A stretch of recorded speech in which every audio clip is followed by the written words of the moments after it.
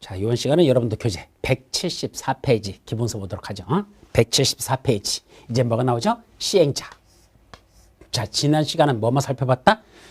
도시개발 사업을 시행하려면 도시개발 구역을 지정해야 되는데 지정하기 전에 원칙적으로 어디다 어떤 식으로 개발하면 좋을 것인지 개발 계획부터 수립한다. 그래서 개발 계획과 관련된 내용들, 그 다음에 도시개발구역 지정과 관련된 내용들, 이것이 지난 시간에 살펴본 거죠. 자, 그럼 이번 시간은 이제 본격적으로 도시개발구역 안에서 사업을 시행하자. 누가 사업을 시행할 거냐? 시행자와 관련돼서 살펴봅니다. 자, 첫 번째 시행자는 아무나 되는 게 아니라 시행자로 지정받는 자가 사업시행자가 되는 게 원칙입니다. 즉 사업시행자는 누가 지정할까? 도시개발구역을 지정하는 지정권자가 도시개발구역을 지정해 놓고 그 다음에 이 안에서 누가 사업을 시행하면 좋을 건지 사업시행자를 지정하는 겁니다. 따라서 사업시행자를 지정하는 건 도시개발구역 지정권자가 사업시행자를 지정합니다. 그런데 이때 사업시행자는 아무나 되는 게 아니라 원칙적으로 사업시행자로 지정받을 수 있는 자들이 무려 12명이나 나옵니다. 그 12명이 사업시행자로 지정받을 수 있는 사람들이라고 정리하고 그중에 국가하고 지방자치단체를 한마디로 행정청이라고 표현하죠. 행정청인 국가나 지방자치단체가 직접 사업을 시행할 수도 있고 아니면 공공기관이나 정부출연기관이나 지방공사 이런 자들을 사업시행자가 되는 경우도 있습니다. 따라서 국가, 지방자치단체하고 공공기관, 정부출연기관, 지방공사까지 요 넷을 다 이렇게 묶어서 넷을 한마디로 뭐라 부른다? 공공시행자라는 표현을 씁니다. 다만 공공시행자라는 건 강의를 위해서 필요한 용어로 더 정리한 거지 법률 용어는 아닙니다. 법률 용어에서는 그냥 국가, 지방자치단체, 공공기관, 정부출연기관, 지방공사 여기까지는 그냥 우리가 강의할 때 통상 공공시행자로 표현하고 나머지 5번째부터 나오는 토지소유자나 조합이나 이전법인들 쭉 나오는 나머지 사람들을 한마디로 민간시행자로 표현하는 게 원칙이다. 그렇게 이해를 하시고요. 그중에 공공기관인 몇 가지가 있을까? 공공기관에도 다시 6개가 있습니다. 토수, 농관, 철매, 토수, 농관, 철매, 토지주택공사, 수자원공사, 농어촌공사, 관광공사, 철도공사, 매입공공기관. 이때 매입공공기관 대표적인 거 캠코. 영어로 캠코라고 그래. 우리나라 말로 한국자산관리공사라는 게 있죠. 이런 것들은 매입공공기관에 속합니다. 한국자산관리공사. 자, 이런 자들을 한마디로 뭐란다? 그런 공공기관을 한다. 그 다음에 정부출연기관은 두 가지가 있어. 한국철도시설공단과 제주국제자유도시개발센터. 자, 이런 자들도 공공기관으로서 사업시행자가 되든 정부출연기관으로서 사업시행자가 될 수 있는 공공시행자에 속한다라는 얘기입니다. 자, 그런데 그중에 민간시행자 중에서 6번 바로 조합을 조심할 게 있죠. 조합은 아무 때나 사업시행자가 되는 게 아니고 도시개발구역 전부를 환지 방식으로 하는 경우에만 조합은 사업시행자가 될 수 있습니다. 따라서 조합은 뭐가 안 된다? 쉬운 방식으로 하는 지역에서는 조합은 사업시행자가 될 수 없다. 왜 그러죠? 조합이라는 게 뭡니까? 토지 소유자들이 모여서 자기들끼리 설립한 게 조합 아닙니까? 토지 소유자들이 모인 겁니다. 그럼 자기들끼리 모여서 자기들 땅을 지들이 강제로 사들인다? 무슨 지들끼리 지 살 좀 띄어먹을 무슨 그런 이전 투구 싸움을 벌입니까? 그런 건 안 됩니다. 그래서 조합은 쉬운 방식으로는 안 되고 자기들 땅을 지들이 강제로 사는 건 안 되고 지들끼리 같이 개발해가지고 자기들 땅을 자기들이 다시 나눠 갖는 거 그게 바로 환지 방식 아닙니까? 따라서 조합은 사업 전부를 환지 방식으로 하는 경우에만 사업 시행자가 될 수 있다는 거. 따라서 쉬운 방식으로는 조합은 사업을 시행할 수 없다는 거. 그렇게 여러분들이 기억해 두도록 합니다. 그게 제일 중요한 거고 나머지 쭉 시행자들은 읽어보는 정도로 하면 되겠죠. 그때 옆에 있지. 그런데 말이야 무슨 방식으로 사업이 시행된답니까? 환지 방식으로 사업이 시행된대요. 그럼 환지 방식일 때는 원칙적으로 누구를 사업 시행자라면 제일 좋을까? 환지 방식이라는 건 여러분들 땅을 개발해서 여러분들이 다시 가질 땅이잖아. 누가 개발하면 제일 좋아요? 여러분들이 하면 좋죠. 당연히 그때는 원칙적으로 토지 소유자들의 사업 시행자가 되는 게 원칙이라는 얘기입니다. 다만 토지 소유자가 너무 많아요. 그럼 사람이 몇백 명, 몇천 명 되면 그 사람들끼리 모여서 지들끼리 같이 사업한다? 그거 사공이 많으면 배가 산으로 가거든요. 따라서 그때는 누구를 하자? 니들끼리 설립한 조합이 하랍니다. 그럼 이제 조합을 설립하면 거기에 임원들이 있겠죠? 그 사람들이 사업을 추진하겠죠. 따라서 너무 많을 때는 조합이 하라라고 됐죠. 따라서 사업을 환지 방식으로 시행할 때는 원칙적으로는 토지 소유자를 사업 시행자로 한대. 너무 많을 때는 조합을 사업 시행자로 하자입니다. 그래서 토지 소유자 또는 조합이 원칙적인 사업 시행자입니다. 근데 예외가 있습니다. 이때 예외는 뭐죠? 토지 소유자나 조합이 사업을 시행하는 게 아니고 지방자치단체 등을 사업 시행자로 지정하는 경우도 있답니다. 무슨 방식으로 하는데? 환지 방식으로 사업이 시행되는데도 불구하고 너희들 땅인데도 불구하고 너희들인 토지 소유자나 조합이 하는 게 아니고 누가 한단다? 지방자치단체 등을 지정해서 그 자들이 사업 시행자가 되는 경우도 있다란 얘기입니다. 어떤 게 지방자치단체죠? 바로 지방자치단체, 한국토지주택공사, 지방공사, 신택업자 이 4명이야. 지방자치단체 등 했는데 그때 지방자치단체는 등은 누굴 말한다? 지방자치단체, 한국토지주택공사, 지방공사, 신택업자 이 자들을 시행자로 지정해서 하는 그런 경우가 몇 가지가 있다? 3가지가 있더라. 그래서 지자체 등을 지정해서 하는 경우가 바로 사유가 3가지 사유가 있다는 얘기입니다. 자, 첫 번째가 뭐죠? 토지 소유자나 또는 조합이 사업 시행자로 지정받아야 될 거 아니야. 그럼 자기들이 사업 시행자 지정 신청 해야 돼, 안 해야 돼? 해야 되죠. 또 신청한 내용이 위법 부당한 내용이 없어야 되죠. 그런데 토지 소유자 또는 조합이 언제부터 개발 계획이 수립 고시된 날로부터 1년 이내에 다만 6개월을 연장할 수는 있어. 원칙은 1년 이내 플러스 6개월 연장 가능. 그 기간 내에 뭐 하지 않습니까? 사업 시행자 지정을 신청하지 아니하거나 신청을 했는데 그 내용이 위법 부당하다고 인정되면 그때는 그 토지 소유자나 조합을 사업 시행자로 지정하는 게 아니고 누굴 지정하겠다? 지방자치단체 등을 사업 시행자로 지정할 수 있다. 그것이 첫 번째 내용이 되겠습니다. 자, 두 번째는 지방자치단체장이 실시하는 집행하는 공공시설에 관한 사업과 병행해서 이 도시개발 사업을 시행할 필요가 있답니다. 지방자치단체장들이 집행하는 공공사업과 함께 이 도시개발 사업을 하고 싶다면 그때는 그 지방자치단체 등 그 자들이 직접 사업 시행자로 되는 게 가능하다. 이 말이고 세 번째는 국공유지를 제외한 토지 면적 2분의 1 이상, 토지 수요 총수 2분의 1 이상, 면적 2분의 1, 총수 2분의 1이야. 면이 총이야. 또 앞에서 주사 들어 또 면삼총이 하면 안 됩니다. 면적 2분의 1 플러스 총수 2분의 1 이상이 누가 사업을 시행하는 것에 대해서 이런 지방자치단체 등이 사업을 시행하는 것에 대해서 뭐 해줬다? 동의하였다. 적어도 면적 2분의 1, 총수 2분의 1 이상이 누가 해도 괜찮대? 지방자치단체 해도 좋아요 라고 동의를 해주면 그때는 당연히 토지 소유자나 조합이 사업을 시행하는 게 아니고 지방자치단체 등을 사업 시행자로 지정해서 사업을 시행할 수 있다. 이 말이죠. 예, 거기까지. 다음 페이지. 그게 대행개발사업자 선정이라는 게 있습니다. 그 대행개발사업자도 최근에 시험 문제에서 출제되기 시작한 겁니다. 원칙적 시행자, 아까 12명 중에서 1번부터 4번, 바로 공공시행자들. 국가, 지방자치단체, 공공기관, 정부출연기관, 지방공사. 바로 이 자들이 뭐 한답니까? 도시개발 사업을 효율적으로 시행하기 위해서 필요하다면 그 자들이 사업 시행자인데 그들의 때는 무슨 내용에 대해서만 4가지 내용에 대해서만 첫째 실시 설계, 부지 조성공사, 기반시설공사, 조성된 토지의 분양이라는 이 4가지 개발에 대해서만 이 4가지 대해서만 그 도시개발 사업의 그 일부 이 4가지를 누구한테 주택건설 사업자 등을 대행개발 사업자로 지정해서 그 자들 보고 대행개발하게 할 수 있다라. 자, 원래는 누가 해야 되는데 공공시행자들이 지들이 해야 될 사업인데 그중에 몇 가지만 4가지 사유만 첫째 실시설계, 부지조성공사, 기반시설공사, 조성된 토지 분양 이런 건 누가 해야 되는데 지들이 직접 할 걸 안 하고 누구한테 맡기겠대? 주택법에 나오는 주택건설 사업자 등에게 그 사람들을 뭐로 정한다? 대행개발사업자로 지정해서 그 자들이 대신 대행하게 할 수 있습니다. 이때 대행개발사업자 선정 방법은 뭐라 해야 된다? 그건 경제입찰 방식으로만 허용됩니다. 대행개발사업자를 선정하는 방법은 경쟁입찰 방식으로 해야 된다는 것. 자, 거기까지도 여러분들이 구분해서 기억해 두셔야 됩니다. 자, 그 다음에 제일 중요한 게 여기선 대행개발사업자에 관한 내용도 여러분들이 기억해 둬야 되고 그 다음에 사업 시행 중에서 제일 중요한 게 누구죠? 바로 도시개발 조합과 관련된 내용. 바로 도시개발 조합으로 들어갑니다. 자, 조합을 설립하려면 먼저 뭐부터 한다? 조합 설립 인가를 받아야 됩니다. 이때 조합 설립 인가권자 누구죠? 바로 지정권자들입니다.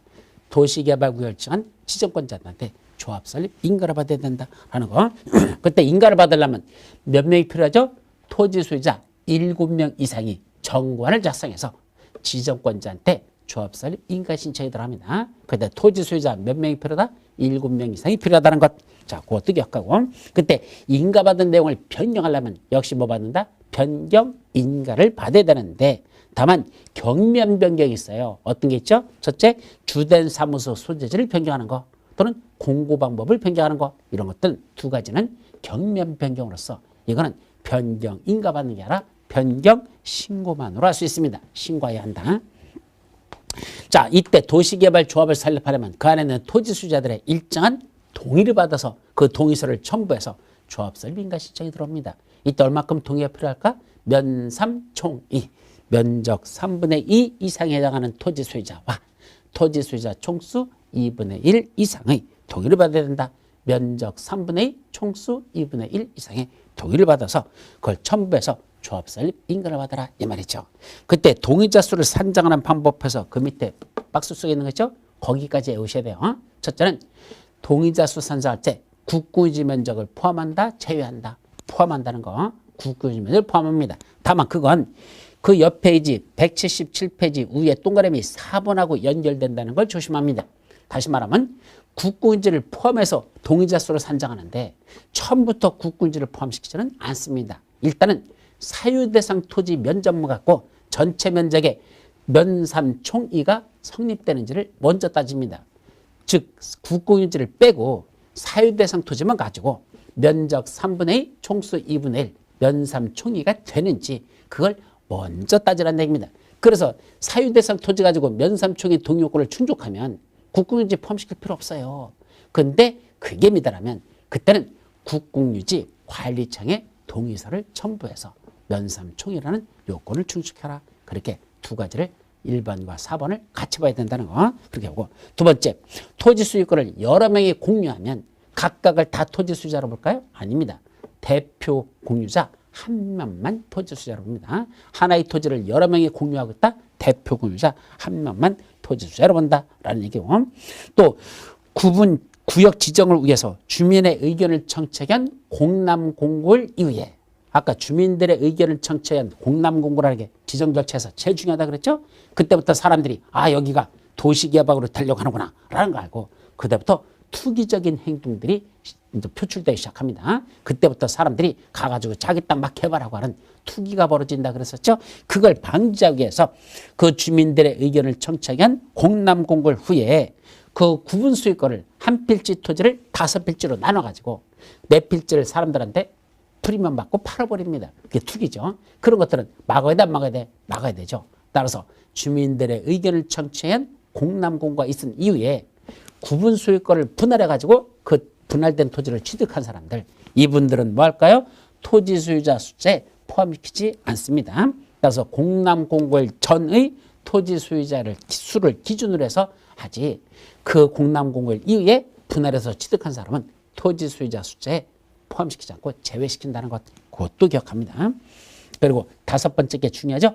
조합 설립인가 신청 전에 그 조합원은 동의했던 동의를 철회할 수가 있습니다. 따라서 조합 설립에 동의하게 했는데 그걸 철회가 가능한데 언제까지만 철회할 수 있다? 철회할 수 있는 건 바로 조합 설립 인가를 신청하기 전까지. 따라서 지정권자한테 조합 설립 인가 신청 들어가기 전까지는 철회가 가능해도 일단 지정권자에게 조합 설립 인가 신청이 들어가면 그때는 그 동의서는 더 이상 처리할 수 없다라는 것도 조심해서 기억합니다. 또 하나, 조합 설립에 동의한 자로부터 그 토지나 건축물을 취득한 자가 있어. 자, 조합 설립에 동의한 사람의 그 토지나 건축물을 내가 취득했습니다. 그럼 나도 뭐 한 것으로 본다? 조합 설립에 동의한 것으로 본다. 예, 전 소유자가 동의한 것에 대해서 후 소유자는 승계를 받는다는 얘기입니다. 다만 내 입장에서는 전임자는 동의했지만 내는 그 동의 안 하고 싶어. 그때는 동의한 것으로 본다라는 이거 다시 전임자가 동의했던 거 처리할 수가 있습니다. 언제까지 처리 가능하다? 똑같습니다. 조합 설립 인가 신청 전까지입니다. 그때도 그 후 소유자는 전임자가 승계했던 동의했던 걸 후소유자가 그걸 처리할 수는 있는데 언제까지만 조합설립인가 신청 전까지만 처리할 수 있다. 아셨죠? 중요한 것들이니까 거기까지는 기억합니다.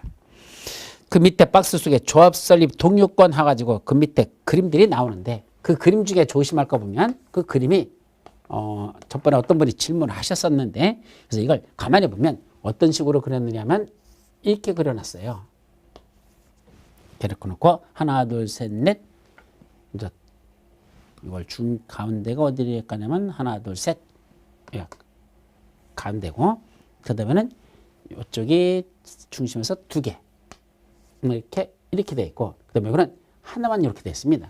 자 그래서 면적을 보면 요 하나씩이 다 1000제곱미터씩 돼 있어요. 여기 하나가 다 이게 1000제곱미터로 돼 있는데 요쪽은 1000제곱미터 아니라 이건 면적이 더 커요. 2000제곱미터로다 이렇게 보시라는 얘기입니다. 그림이. 따라서 거기에 이제 그림을 이렇게 놓고선 몇 개째지? 3개에서 2개까지 가 있고 여기 3개에서 2개까지 가 있고 이렇게 놓고 다시 이렇게 놨는데 바로 요거다 이렇게 비춤 쳤는데 이때 요 하나하나씩은 이건 2000, 2000, 2000, 2000짜리고 나머지는 전부 다 1000, 1000, 1000, 1000, 1000 규모로다 이렇게 이해를 하시라는 얘기입니다. 그래서 면적 3분의 2, 총수 2분의 1이라는 걸 어떻게 받는 거냐? 그래서 그 면적 3분의 1이라는 건 전체 면적이 얼마로 돼 있죠? 1000제곱미터짜리 토지하고 2000제곱미터짜리 합쳐가지고 총 토지 면적은 24,000제곱미터래요. 총 24,000제곱미터야. 정말로 그럴까? 봐. 1000제곱미터짜리가 하나, 둘, 셋, 넷. 그 다음에 하나, 둘, 셋, 넷. 그러니까 4, 4, 16. 그래서 요쪽만 다 따지면 이게 16,000제곱미터가 될 것이고 16개니까 2,000짜리가 4개니까 8,000제곱미터가 되겠죠. 요건 2,000짜리라 그래서 4개가. 그러면 2,000짜리 4개니까 8,000제곱미터. 합치면 16만 더하기 8,000이니까 그죠? 아니 16,000 더하기 8,000이니까 24,000제곱미터. 이게 전체 면적이라는 얘기입니다. 이 전체 면적의 면삼총이었을까? 면적 3분의 2 이상 했으니까 24,000제곱미터의 3분의 2면 얼마가 되죠? 24,000제곱미터를 세수로 나누면 세수로 나누죠? 800제곱미터죠. 8, 38, 24, 800제곱미터. 800제곱미터에 2개니까 26,000제곱미터가 되겠죠. 그래서 24,000제곱미터의 3분의 1한 16,000제곱미터가 되는 겁니다. 따라서 전체 면적 중에 큰 사람부터 먼저 받으면 최소 소유자 동의가 되겠죠. 그래서 이 면적 3분의 1가 되기 위해서는 16,000만 받으면 되니까 4,000짜리, 2,000짜리 4개 8,000에다가 이제 1,000짜리 8,000에다가 9,000, 10,000, 11,000, 12,000, 13,000, 14,000 이게 바로 이렇게까지 하면 이게 이제 14,000이 되네. 그럼 요까지만 하면 그죠? 그럼 면적은 16,000제곱미터 될 때까지 가야 된다 그랬으니까 최소한 8,000에다가 이제 하나, 둘, 셋, 넷, 다섯, 여. 그럼 이걸 14,000밖에 안 되는데 그러면 14,000이면 안 되잖아. 총 최소 면적은 16,000제곱미터가 돼야 되니까. 그럼 이 두 사람까지 더 들어가야 되네. 여기까지 다 들어가죠. 그러면 여기 2,000짜리 4개 8,000하고 그다음에 1,000짜리 8개 하니까 이렇게 했을 때 16,000이라는 게 나오고 그다음에 다시 총수에 그럼 총 인원수가 거의 몇 명으로 돼 있죠? 총 20명으로 돼 있습니다. 그럼 20명의 총수의 면삼 총이니까 2분의 1이잖아. 그럼 20명이 보니까 10명 이상만 되면 되죠. 그래서 동시에 갖춰야 돼. 그러면 16,000까지 되려면 몇 명입니까? 하나, 둘, 셋, 넷, 다섯, 여섯, 일곱, 여덟, 아홉, 열, 12명. 그죠? 그럼 16,000이 되는 건 12명이 되는 것이니까 동시 요건을 갖추려면 이렇게 2,000짜리 4명하고 1,000짜리 8명. 그래서 총 12명을 받으면 12명 받으면 총수 2분의 1이라는 10명의 요건도 충족하면서 면적 전체 24,000제곱미터의 3분의 1하는 16,000제곱미터라는 이 요건도 동시에 충족하게 되는 겁니다. 따라서 12명의 동의를 받으면 면적 3분의 1하는 16,000제곱미터라는 게 충족되면서 동시에 총수 2분의 1하는 10명의 요건도 충족했죠. 12명이면 10명이 포함되잖아. 그죠? 따라서 12명만 받으면 면적 3분의 2, 총수 2분의 1의 동의가 된다. 그거 쏘는 겁니다. 그렇게 기억해 두시면 되겠죠. 자, 실제로 이렇게 계산 문제로다 시험 문제가 2번 출제된 적이 있었습니다. 자, 이제 두 번째 조합의 법적 성격. 그래서 조합은 법적으로 어떤 성격을 갖는다? 법인으로 본다 그랬습니다. 그래서 법인으로 한다 그랬으니까 바로 권리와 의무의 주체가 된다. 법인 스스로 하나의 권리 주체가 될 수 있다는 거 그렇게 이해하시면 되고, 성립 시기는 인가받으면 성립됩니까? 안 됩니다. 조합 설립 인가받은 날로부터 주된 사무소의 소재지에서 30일 이내에 등기함으로써 성립이 됩니다. 따라서 성립일은 등기일이 성립일이 된다는 것 그렇게 기억하고, 조합에 관해서 이 도시개발법에 몇 가지 써놓은 게 없어요. 그럼 나머지 필요한 건 어디 있는 걸 정의한다? 바로 민법에 가보면 사단법에 관한 내용이 나오는데, 이 법에 없는 나머지 조합에 관련된 내용은 민법에는 사단법에 관한 규정을 준용하면 된다라고 돼 있죠. 자, 이제 세 번째 조합의 구성 했는데, 조합은 뭐뭐로 나눠진다? 조합은 크게 보면 조합원이 있어요, 임원이 있어요, 총회가 있어요, 대의원회가 있죠. 이렇게 크게 조합원, 임원, 총회, 대의원회 이렇게 네 가지 조직으로 구성된다 이 말이고, 그 중에 누가 조합원일까? 조합원의 자격, 바로 도시개발구역의 토지 소유자로 한다. 따라서 도시개발구역 안에 있는 토지 소유자들 중에서는 조합 설립에 동의한 사람도 있고 동의하지 않은 사람도 있죠. 그때 얼마만 동의하면 조합을 설립할 수 있었죠? 면삼총이, 면적 3분의 2, 총수 2분의 1. 그럼 전체 이 중에서 누구만 동의했다? 면삼총이라니까 이 사람들이 동의한 사람들 있잖아. 이것만 했죠. 그럼 나머지 이쪽에 있는 분들은 동의했어 안 했어? 이분들은 동의 안 했잖아요. 이분들은 동의하지 않았는데 이분들은 조합원일까 아닐까? 이분들도 당연히 조합원이 된다는 얘기입니다. 따라서 도시개발구역 안에 있는 토지 소유자는 다 조합원이지, 조합 설립에 동의하신 분들만 조합원이다 하면 땡 틀린다라는 게 첫 번째 중요한 거고요. 다음 페이지, 조합원의 권리와 의무 중에서 권리 중에서 중요한 게 뭐 있죠? 바로 보유 토지 면적과 관계없는 평등한 의결권을 갖는다는 것. 보유 토지 면적에 관계가 없다 그랬으니까 큰 땅을 가졌든 작은 땅을 갖든 의결권은 한 장으로서 일투표권으로서 동일하다라는 걸 조심하시기 바랍니다. 자, 그러면 큰 땅을 가졌든 작은 땅을 가졌든 의결권은 한 장이라 그랬잖아. 그럼 이제 어떤 식으로 해서 또 의결권을 확보하는 방법이 있다냐? 바로 여기 있던 종전의 토지 소유자, 조합원들이죠. 그 종전의 조합원이 있는데 그 조합원의 토지를 한 사람이 전부 다른 조합원한테 매매하든지 증여하든지 하여튼 소유권을 이전해 버렸습니다. 원래는 이건 내 땅이었거든요. 근데 내 땅 전부를 다른 조합원에게 양도했다는 얘기입니다. 이전했다는 얘기죠. 그럼 그 양도받은 사람은 자기가 갖고 있는 의결권 한 장이 있죠. 그거와 별개로 내가 갖고 있는 의결권을 승계할 수가 있다는 얘기입니다. 따라서 그 친구는 내 토지를 취득하면서 지는 원래 지가 갖고 있던 의결권 한 장에다가 내가 갖고 있는 의결권 한 장을 지가 더 가져가서 의결권 두 장을 행사할 수 있습니다. 그럼 의결권을 많이 가질수록 좋을까? 좋지요. 뭐 하는데 좋죠? 자기가 어떤 회의를 열을 때 그 회의에서 발언권이 높아지는 겁니다. 의결권이 한 장 있는 사람하고 10장 있는 사람하고 다르잖아. 따라서 어떻게 하면 의결권을 많이 확보한다? 일단은 조합이 설립되고 나서야, 조합이 설립되고 나서 그 다음에 작은 땅을 가진 조합원들이 있으면 그분들을 찾아가 가지고 당신 땅 전부를 나한테 소유권을 이전해 주세요. 나한테 파세요. 그럼 내가 취득하면 돈 주고, 그러면 나는 의결권이 그 사람의 의결권을 내가 승계하니까 나는 의결권이 2장, 또 하나 사들이면 석장, 또 하나 사들이면 늑장, 5장, 6장 이래서 의결권을 많이 확보하면 사람들이 나중에 회의할 때는 날 찾아와 가지고 나하고 전략적 제휴를 하겠죠. 뭐랍니까? 야, 너 나중에 조합장 시켜줄게. 근데 조합장 지가 하려고 하면서 그럼 너는 뭐 할까? 예, 너는 저기 이사 시켜줄게. 너는 감사 시켜줄게. 나중에 투표할 때 나한테 그 몰표를 좀 몰아달라. 이렇게 할 수 있겠죠.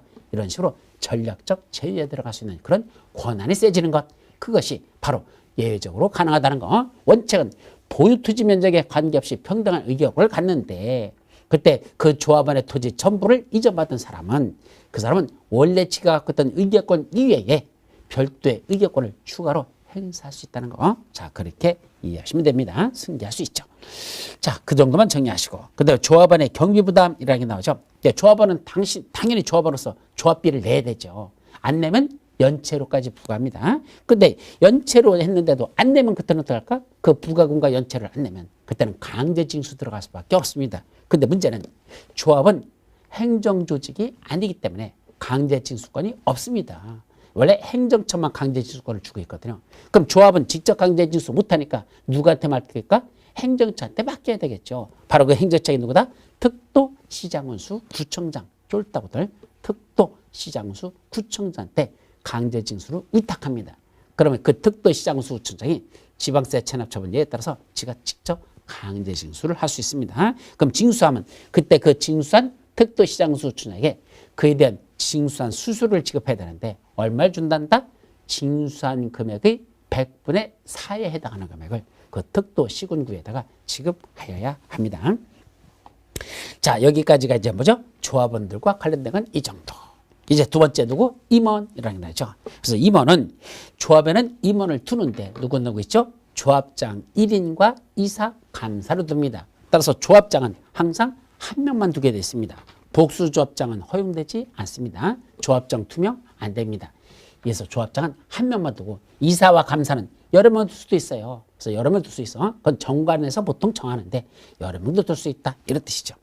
그때 조합장은 당연히 조합을 대표하고 그 사무를 총괄하며 총회, 대의원의 이사회의 의장이 된다. 그게 조합장이죠.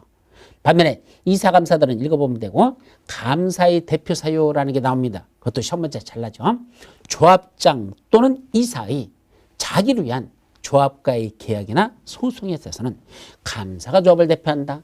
이게 무슨 말이야 그랬죠? 아주 중요하다 그래서 시험 문제. 원래는 누가 조합을 대표한다? 당연히 조합장이 조합을 대표하죠. 근데 조합장이 조합을 대표할 수 없는 경우가 두 가지가 있다. 첫째, 그 조합장 또는 이사에 자기를 위한 조합과의 계약이나 소송이랍니다. 바로 이 두 가지인데 조합과의 계약, 조합과의 소송입니다. 조합과의 계약이라는 걸 예를 들었었는데 뭐라고 설명했더라? 자, 내가 조합장입니다. 도시개발조합, 여기 조합장입니다. 근데 동시에 내가 건설자재 납품업체 회사의 사장님입니다. 그러니까 내가 건설자재 같은 걸 납품을 많이 했었어요. 근데 요번에 내가 가지고 있는 이 토지가 요번에 도시개발구로 지정됐고 거기서 도시개발 사업을 시작하는데 그때 내가 조합을 설립하는데 내가 조합장이 됐다는 얘기입니다. 근데 조합장으로서 업무를 수행하고 있다가 나중에 이 건설자재를 우리 조합에 납품할 일이 생겼다는 얘기입니다. 그럼 건설자재를 납품하는 건 누구로부터 그 납품받으면 될까? 제3자한테 받을까? 미쳤습니까? 내가 건설자재 납품회사 사장인데 그러면 내 자재를 우리 조합에다 납품하고 싶다는 겁니다. 그럼 계약서를 쓰면 어떻게 써야 되죠? 당연히 무슨 조합장 박구석, 그 다음에 건설자재 납품회사 사장 박구석. 그럼 내가 자기계약식으로 쓰는 거 아닙니까? 그럼 내가 쓰는데 건설자재 하나가 얼마 드냐? 요거 단가가 1,000원이라면 이거 얼마라고 단가를 써야 될까요? 당연히 파는 가격 1,000원 하고 매매계약 체결하면 되잖아. 미쳤다고 내가 1,000원 했습니까? 어차피 내가 쓰는 건데 그때는 이 1,000원짜리에다 동그라미 3개만 더 붙이면 됩니다. 그럼 1,000, 만, 10만, 100만 맞나? 1,000만, 10만, 1,000만, 10만. 그럼 동그라미 3개를 더 붙였으니까 1,000원짜리에다가 만, 10만, 100만 원이 되겠네. 예, 1,000원짜리 하나를 얼마라고 계약서 쓴다? 100만 원 하고 쓰면 되죠. 그 정도는 써야 내가 돈 벌 거 아닙니까? 결국 내가 조합장이고 내가 건설자재 납품회사 사장이니까 내가 계약서 쓴다면 내 멋대로 단가 1,000원짜리 갖다 100만 원 하고 쓸 거란 얘기입니다. 그거 비리 문제가 될 거잖아. 따라서 그러면 안 된다는 얘기입니다. 그때는 누가 조합을 대표한다? 조합장인 내가 조합을 대표하는 게 아니라 그때는 감사가 조합을 대표합니다. 따라서 감사하고 나하고 계약서를 쓰는 겁니다. 그래서 조합을 대표하는 건 감사가 하는 거고 나는 건설자재 납품회사 사장으로서의 자격만 가지고 둘이 그렇게 계약서를 써야 된다 이 말이고 또 하나가 자 내가 조합장으로서 업무를 수행하고 있었는데 조합장 내 반대파들이 뭘 했습니까? 나를 횡령자로다가 고소를 해버렸습니다. 그래서 조합에 손해를 입혔다고 해서 조합하고 나하고 결국 소송이 붙었습니다.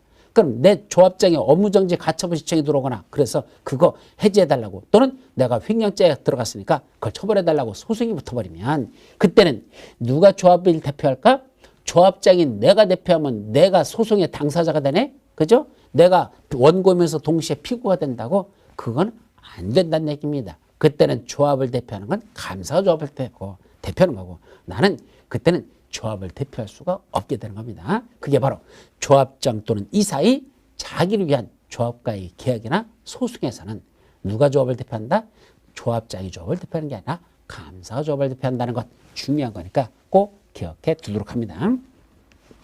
자, 그 밑에 겸임금지. 조합의 임원은 그 조합에 다른 임원이나 직원도 겸할 수 없고 또 같은 목적의 사업을 하는 다른 조합의 임원이나 직원도 겸할 수가 없습니다.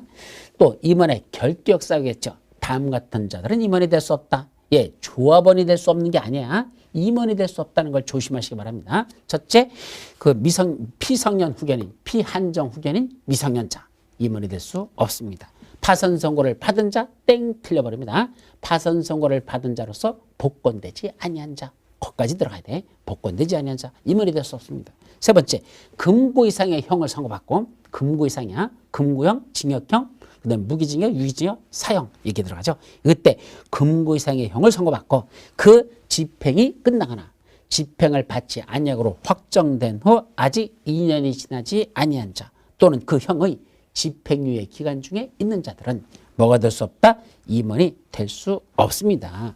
그럼 임원은 언제 자격이 상실될까? 그런 결격사에 해당하는 날이 오면 그때 보면 결격사에 해당하게 되면 그 다음 날부터 임원의 자격은 상실됩니다. 그날이 아니고 그 다음 날이라는 걸 조심하시기 바랍니다. 또 이제 세 번째로는 총회라는 게 있었죠. 그래서 다음의 상은 총회 의결을 거쳐야 된다. 웬만한 건 다 무슨 상이다? 총회 의결을 거쳐야 된다. 맞는데 말이에요. 그래서 거기 쭉 열거돼 있잖아. 그래서 다음 페이지까지 쭉 나오는데 그런 게 총회 의결을 거쳐야 된다. 되죠. 자, 그리고 마지막 대의원회라는 게 있습니다. 자, 조직 중에서 대의원회 의결권을 가진 조합원의 숫자가 몇 명 이상인 경우에 50인 이상인 조합은 총회의 권한을 대행하게 하기 위하여 뭐 둘 수 있다? 대의원회를 둘 수 있다. 이때 두어야 한다요? 둘 수 있다요? 둘 수 있다요. 의결권을 가진 조합원의 숫자가 50명 이상인 경우 그랬습니다. 의결권을 가진 조합원의 숫자가 50인 이상인 애들은 총회의 권한을 대행하기 위해서 대의원을 둘 수 있다. 그때 대의원 숫자는 몇 명으로 돼야 될까? 의결권을 가진 조합원 충수의 100분의 10 이상으로 합니다. 따라서 조합원 의결권을 가진 조합원이 만약에 200명이라면 그때는 최소한 대의원 숫자는 20명 이상. 100분의 10 이상이니까 20명 이상으로 돌아. 그죠? 의결권을 가진 조합원의 총수가 200명이야. 그러면 그거의 100분의 10인 최소한 20명 이상의 대의원을 둬야 된다. 구체적으로는 정관에서 정하는 바에 따라 선임하면 됩니다. 자, 이때 대의원이 가지는 권한 당연히 총회의 권한을 대행할 수 있죠. 다만 중요한 사항들 그거는 대의원에서는 의결할 수 없습니다. 반드시 총회에서만 의결해야 된다. 이걸 총회의 전결사항이란 말도 쓰거든요. 총회에서만 의결할 수 있지 대의원에서는 대행할 수 없는 것이 있더라. 몇 가지 있죠? 5가지. 그래서 정관을 변경하는 거, 개발계획 수립 및 변경하는 거, 임원을 선임하는 거, 환지계획을 작성하는 거, 또 조합의 합병 및 해산 중에서 중도 해산할 때 사업이 끝나고 해산하는 게 아니라 중도 해산할 때 이때는 그런 건 반드시 총회의 의결을 거쳐야 된다. 그랬죠. 그래서 순서대로 없으면 정관을 개발한 임원은 환지를 합병할 권한이 있다. 이렇게 그래서 정관을 개발한 임원은 환지를 합병할 권한이 있다. 5가지를 그렇게 오라고 그랬죠. 이때 조심할 건 2번. 개발계획의 수립 및 변경. 요거 개발계획을 수립하거나 변경하는 건 뭘 거쳐야 된다? 총회 의결을 거쳐야 한다. 반드시 총회에서 의결하라는 얘기야. 다만 경미한 개발계획의 변경, 경미한 변경은 총회 의결 안 거쳐도 된다. 이 말이고 또 하나 있죠. 그때 실시계획 수립 변경이라고 했죠. 개발계획이나 실시계획 수립 변경은 반드시 총회 의결을 거쳐야 됩니까? 아니야. 이건 대의원에서 해도 괜찮아. 이 말이고 개발계획 수립 변경 이것만은 원칙적으로 총회 의결을 거쳐야 된다라는 걸 첫 번째로 조심해서 보셔야 되고 그 다음에 네 번째에서도 환지계획을 작성하는 것도 환지계획은 대단히 중요한 거니까 그건 반드시 총회 의결을 거쳐야 되는데 경미한 변경은 총회 의결을 거치지 않아도 된다 이 말이죠. 또 조합의 합병 또는 해산할 때 그때 특히 해산 공사가 다 끝나고 사업이 끝나서 해산할 때는 별도로 총회를 열지 않습니다. 그러니까 그냥 끝났거든. 근데 중간에 해산할 때 도저히 사업을 더 이상 진행할 수 없어. 우리 조합 해산하자. 그래서 중간에 해산할 때 그때는 반드시 총회를 열어서 총회에서만 해산 결의를 해야 된다는 것 그렇게 기억해 두시면 됩니다. 자, 그 다음에 이제 밑에 시행자의 변경하고 나오죠. 이때 시행자 변경이라는 건 이제 첫 번째 지정, 두 번째가 변경입니다. 어떤 때는 시행자를 변경할 수 있을까라는 게 나왔죠. 요 시행자 변경도요. 요 시간의 흐름에 따라서 여러분들이 정리하는 게 더 중요해요. 그래서 이건 뭐부터 해야 되냐? 순서로 본다면 4번부터 봐야 됩니다. 시행자 변경할 수 있는 것. 이미 시행자가 지정됐는데 그 지정된 시행자를 다른 자로 변경할 수 있다. 이 말이죠. 그때는 동그라미 1, 2, 3, 4번 중에서 4번을 먼저 봅니다. 그래서 요약집에는 4번을 먼저 써놨습니다. 그럼 왜 기본서는 그냥 4번에다 그대로 뒀을까? 먼저 쓰지 않은 이유는 이 책은 저만 강의하는 게 아니라 다른 교수님들도 많이 강의하기 때문에 저자라고 해서 지 멋대로 다 그냥 막 쓰면 안 돼요. 그래서 저자는 각점은 기본서는 법조문에 충실하게 그냥 쓰는 게 맞고 그 다음에 나중에 요약집이나 강의할 때만 순서를 바꿔서 내가 정리하는 게 좋다. 그렇게 이해하시면 됩니다. 그럼 4번이 뭐죠? 도시개발구역 전부를 환지 방식으로 시행한답니다. 그럼 원래는 누가 사업시행자죠? 아까 도시개발구역 전부를 환지 방식으로 원래는 토지 소유자 또는 조합을 사업시행자로 지정하는 것이 원칙이라 그랬습니다. 그래서 사업시행자로 누굴 지정했습니까? 토지 소유자나 또는 조합을 사업시행자로 지정했습니다. 그러면 그때부터 그때는 사업시행자로 지정된 자가 언제부터 도시개발구역 지정고시 된 날로부터 그로부터 몇 년 내 1년입니다. 그때 6개월은 연장할 수 있고 1년 이내에 뭘 하지 않습니까? 사업시행자 지정대가 이제 1년 이내에 그때 실시계획 인가를 신청하지 아니하더라. 자, 누구를 사업시행자로 지정했는데 구역 전부를 환지 방식할 때는 토지수나 조합을 사업시행자로 지정하는 게 원칙이라고 그랬죠? 그럼 토지수나 조합을 사업시행자로 지정을 해줬는데 그때 도시개발구역 지정 고시로부터 1년, 6개월 연장해서 1년 이내에 뭐 하지 않는다? 실시계 인가 신청을 하지 않더라. 자기가 사업시행자가 됐는데도 불구하고 실시계 인가 신청을 원칙 1년, 6개월 연장 가능 이렇게 하셔야 돼요. 안 하면 그때는 어떻게 한단다? 그 토지 소유자나 조합을 사업시행자로 지정했던 걸 다른 자로 변경할 수 있다. 이건 지정은 했던 걸 다른 자로 변경할 수 있다. 이 소리입니다. 그 다음에 두 번째는 사업 실시계 인가를 받은 이건 모든 사업시행자 실시계 인가 받았어. 인가 받은 날로부터 이제 몇 년? 이건 2년입니다. 사업시행자가 실시계 인가 받았으면 그로부터 2년 내에 뭐냐? 사업에 착수해야 되는데 사업에 착수하지 아니하더라. 자기가 사업시행자로 지정을 받았으면 이제 뭐 해야 되죠? 실시계 인가 받고 나서 본격적인 사업에 들어가면 사업에 착수를 해야 되는데 몇 년 내에 하더라? 2년 이내 그 1번으로 올라갔죠. 이내 사업에 착수하지 않으면 그때도 그 시행자 다른 자로 변경할 수 있다. 이건 모든 시행자입니다. 세 번째는 행정처분으로 사업시행자 지정받은 게 취소되거나 실시계 인가받은 게 취소됐습니다. 시행자 지정이 취소되거나 실시계 인가가 취소됐어. 행정처분에 의해서. 그러면 그 자들 아니니까 다른 자로 변경할 수 있다. 말이고. 네 번째는 사업시행자가 부도나 파산에 대해서 더 이상 사업의 목적을 달성하기 어렵다고 인정된다. 부도나 파산을 당해가지고 더 이상 사업 목적을 달성하기 어렵다고 인정되면 그때도 그 자를 다른 자로 변경할 수 있다. 이와 같이 시행자 변경 사유 몇 가지? 4가지. 이것도 심심치 않게 시험 문제 출제되는 거니까 그것까지도 정확하게 옆에 있는 그림 보시면서 181페이지 위에 그림 나와 있죠? 그걸 하나씩 보면서 순서대로 정리해 두도록 합니다. 자, 신탁에 관한 건 거의 안 나는 거니까 제끼고 이제 행정심판 이것도 이 법 도시개발법에 따라 시행자가 행한 처분에 따라 불복하는 사람들이 있습니다. 가장 많은 게 뭐죠? 보상비와 관련된 것들이 제일 많아요. 그럼 보상비를 준다고 했는데 금액을 정해주는데 다른 토지 수자들은 다 얼마씩 주는데 평당 100만 원씩 주는데 한 토지 수자만 평당 10만 원을 주겠답니다. 그러면 자, 그 땅이 특별한 것도 아니고 다른 땅들과 거의 차이가 없는데도 불구하고 다른 땅들은 평당 100만 원 준다고 하면서 이 특정한 사람한테는 평당 10만 원 준다 하면 이 10만 원 땅으로 책정된 토지 수자가 가만히 있겠습니까? 따지러 오겠습니까? 당연히 시행자한테 따지러 오죠. 씩씩거리고 와가지고 아니 내 옆에 있는 사람들한테 물어보니까 다 평당 100만 원인데 왜 내 땅만 평당 10만 원입니까? 뭐 때문에 이렇게 작습니까? 라고 따졌더니 이놈의 사업시행자가 뭐라고 얘기합니까? 너는 못생겼잖아. 그런다 그랬죠. 아니 가진 데나 못생겨가지고 서로 죽겠는데 뭐라고? 못생겼으니까 평당 10만 원 주는 게 맞다고? 정말 속 터지는 얘기하는 거죠. 그럼 이 토지 소유자가 가만히 있을까요? 열받았으니까 따지러 가야 될까요? 다시 따지러 가자는 얘기입니다. 일단은 누구한테 먼저 이 신청했죠? 바로 사업시행자한테 먼저 따지러 갔었죠. 왜 10만 원씩밖에 안 줍니까? 라고 따졌잖아. 그랬더니 못생겼으니까 10만 원을 맞대. 말도 안 되는 소리지만 그렇게 했어. 그러면 이제 일단 시행자한테는 더 이상 따져봤자 얘기가 되잖아요. 그때는 누구한테 간다? 시행자보다 직근 상급 행정기관으로 가거나 아니면 별도로 설립되는 심판위원회 같은 데가 있습니다. 그 심판위원회를 찾아가서 행정심판을 제기하라 이런 뜻입니다. 그래서 일단은 토지 소유자에게는 토지 소유자가 불복할 때는 그 시행자의 처분에 대해서 불복하는 토지 소유자는 일단은 시행자한테 이의신청을 하고 그게 안 먹히면 이의신청이 가는 여기 아예 써있지도 않아요. 근데 당연히 하는 거고 그래도 안 되면 그 다음에는 누구한테 간단다?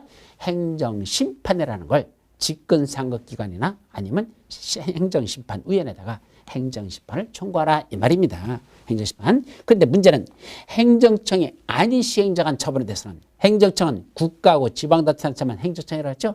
그자들이 한 처분이 아니니 그자들이 아닌 시행자가 한 처분에 대해서는 그 시행자를 먼저에게 지정한 자에게 행정심판을 해야 됩니다.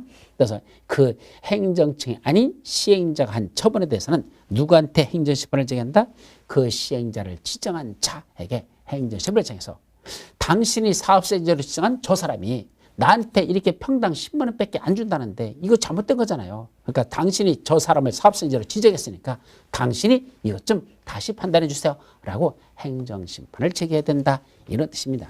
그러면 행정책임자들은 행정심판법에 따라 행정심판을 제기하면 돼. 그럼 행정청인 사업시행자들은 그때는 사업을 시행할 때는 그때는 행정청인자들이 사업시행자 했을 때 그때는 누구한테 그때는 행정심판을 제기한다? 행정심판법에 따라서 하면 되고 행정청이 아닌 시행자 처분에 대해서는 누구한테 한다? 그 지정권자에게 행정심판을 제기한다는 것 그렇게 둘로 나눠서 보도록 합니다. 자, 다음 페이지 이제 뭐죠? 실시계획하고 나오는데 이때 이제 그까지 하자. 실시계획 뭐죠? 이제 사업시행자가 정해졌습니다. 시행자가 할 일은 뭐죠? 사업을 시행한 구체적인 바로 실시계획을 첫 번째 작성하자는 얘기입니다. 이때 실시계획에 무슨 내용이 들어갈까? 이게 중요하죠. 실시계획 속에 몇 가지 내용이 들어가는데 그중에 반드시 뭐가 들어간다? 지구단위 계획이 실시계획에 포함되어야 한다는 것. 즉 실시계획 속에 지구단위 계획을 포함시켜야 합니다. 그럼 왜 갑자기 여기 지구단위 계획이 들어가죠? 바로 아까 도시개발구역이 지정 곳이 되면 그 지역은 동시에 뭐로 본다? 도시지역과 지구단위 계획구역으로 결정되어 고시된 것으로 본다 그랬죠. 그러면 도시개발구역이 동시에 지구단위 계획구역이 됐다라 할 소리입니다. 그럼 지구단위 계획구역에서는 뭐 하려고 지구단위 계획이 지정되는 거죠? 지구단위 계획을 수립하려고. 이렇게 해보세요. 지구단위 계획구역은 왜 지정하니? 지구단위 계획을 수립하려고 이 말이죠. 그러니까 구역을 지정한 게 목적이 아니에요. 그 지구단위 계획구역 안에다가 어떤 식으로 여기를 개발할 건지 구체적인 계획, 바로 지구단위 계획을 수립하려고 지구단위 계획구역을 지정한 거다 이 소리입니다. 따라서 그 지구단위 계획구역에서 지구단위를 수립하는데 따로 수립하지 않고 그 지구단위 구역에서 어디다? 실시계획 속에다 바로 여기다 지구단위 계획을 포함시켜라 이 말입니다. 이건 따로 수립하는 게 아니라 지구단위를 실시계획 속에다 포함시켜서 수립한다는 것 그거를 조심합니다. 따로 수립하려면 뭐 해야 되죠? 도시군 관리계획 수립 절차에 의해야 되잖아. 지구단위 계획구역의 지정 변경, 지구단위 수립 변경은 원칙적으로 뭘 한다? 도시군 관리계획으로. 그럼 뭐 거쳐야 돼? 2반 절차 3단계, 결정 절차 2단계, 기주지입 협심결이라는 그 2반 절차, 결정 절차를 거쳐서 지구단위 계획을 수립해야 되는데 그 복잡한 절차 거칠 필요 없다는 얘기입니다. 그럼 뭐만 하면 돼? 실시계획을 작성할 때 그 작성하는 속에 문서 속에다가 지구단위 계획 관련된 내용들을 거기다가 그냥 집어넣어서 작성하면 된다는 얘기입니다. 그럼 복잡한 기주지입 협심결이라는 절차 필요 없이 그냥 그 실시계획 작성하는 속에다가 그다 포함시켜서 그냥 작성하면 된다. 그게 얼마나 사업을 쉽게 할 수 있도록 조치해 주는 거냐 이런 뜻이야. 그래서 실시계획 속에 지구단위 포함된다는 것 그게 첫째죠. 그리고 다음 페이지 183페이지에 지구단위 실시계획에 들어갈 내용들 그래서 구체적으로는 설계도서, 자금계획, 시행기간 그 밖에 일정한 내용들이 그 실시계획에 들어가 있습니다. 그때 실시계획을 작성해서 뭐 해야 되는가? 지정권자한테 인가받아야 됩니다. 지정권제 실시계획 작성 지정권제 인가받아라. 근데 인가받아야 되는데 그 인가받은 실시계획을 변경하나 폐지할 때도 당연히 변경 인가, 폐지 인가를 받아야 됩니다. 실시계획을 작성해서 지정권자한테 인가받는데 인가받은 내용을 변경하거나 인가받은 내용을 폐지할 때도 변경 인가, 폐지인가를 받아야 된다. 다만 이어지죠. 경미한 변경이 있을 수 있습니다. 그때는 인가받지 아니합니다. 그 경미한 변경이 괄호 속에 들어있죠. 예를 들면 사업시행 면적을 100분의 10의 범위에서 감소시키는 경우, 사업비의 100분의 10의 범위에서 사업비의 증감당을 거는 거. 그럼 한 10% 범위 내에서 그런 사업시행 면적을 줄이는 거, 이건 늘리는 건 안 돼. 감소만 시키는 거. 나는 사업비는 10% 범위에서 늘리거나 줄이는 것. 이건 또 다 들어가네. 그래서 시행 면적을 줄이는 건 10% 범위에서 감소시키는 것만. 그 다음에 사업비는 10%에서 늘리거나 줄이는 것, 증감하는 것, 이것들은 10% 범위에서 이루어진다면 그거는 변경 인가받는 게 아니고 인가받지 않아도, 지정권자에 인가받지 않아도 된다. 그런 뜻입니다. 자, 지방자치단체 장애 의견 청취하고 됐죠? 자, 누가 지정권자랍니까?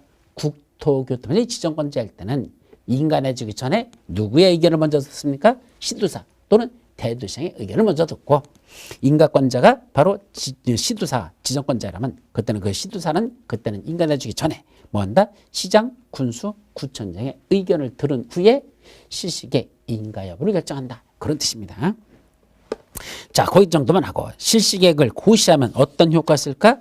실시계획 속에 뭐가 들어있었죠? 아까 지구 단위 포인트나 도시군 관리구를 결정할 사항들, 그게 포함되어 있으면 따로 도시군 관리구를 결정하는 절차 2번 절차 3단계, 결정 절차 2단계, 다시 기주, 지입, 협심결, 이거 거친다 안 한다는 얘기입니다. 안 해도 실시계획을 고시하는 순간 그 도시군 관리구 결정해야 될 그 내용들도 따로 도시군 관리를 수립하지 않았는데도 그 내용들이 결정되어 고시된 것으로 본다.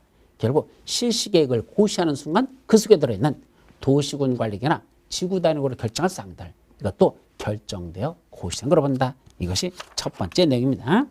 자, 그리고 지형도면의 고시기한, 그것만 나오는데 여기서 한 가지 조심할 거.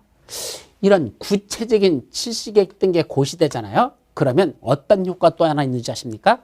다른 법률에 따라 받아야 되는 일정한 절차들, 건축법상에 건축허가 받아야 된다, 산지관리법에는 산지전용 허가 받아야 된다, 농지법에는 농지전용 허가 받아야 된다, 이런 것들 따로 받아야 될까 안 받아도 될까?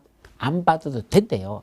그런 다른 법률에 따른 일정한 허가를 받거나 신고해야 되는 것들, 그거 받은 것으로 본다라는 효과도 있어요. 따라서 이건 거의 대부분이 다 그래요. 사업 시행자가 사업을 시행하는 구체적인 계획인 이런 실시계획 같은 걸 인가받으면 그 인가받고 이게 고시되잖아? 어떤 효과가 있다? 다른 법률에 따라서 받아야 되는 여러 가지 절차들, 그거 안 받아도 받은 것으로 본다라는 그런 절차적 그런 생략 절차가 있다는 거, 그것도 여러분들이 기억해 뒀으면 좋겠습니다. 나중에 저 시험 문제 풀 때 보면 그런 내용들이 들어있거든요. 자, 제3절에 나눈 공사 감리는 아까 푼다 하는 감리와 관련된 내용은 아직 한 번도 시험 문제 나니까 안 봐도 된다. 자, 여기까지만 정리하시고 이제 186페이지에 나오는 도시개발 사업의 시행 방식 하고 나죠. 요거부터는 우리 다음 시간에 살펴보도록 합니다. 잠시 쉬었다 가시죠.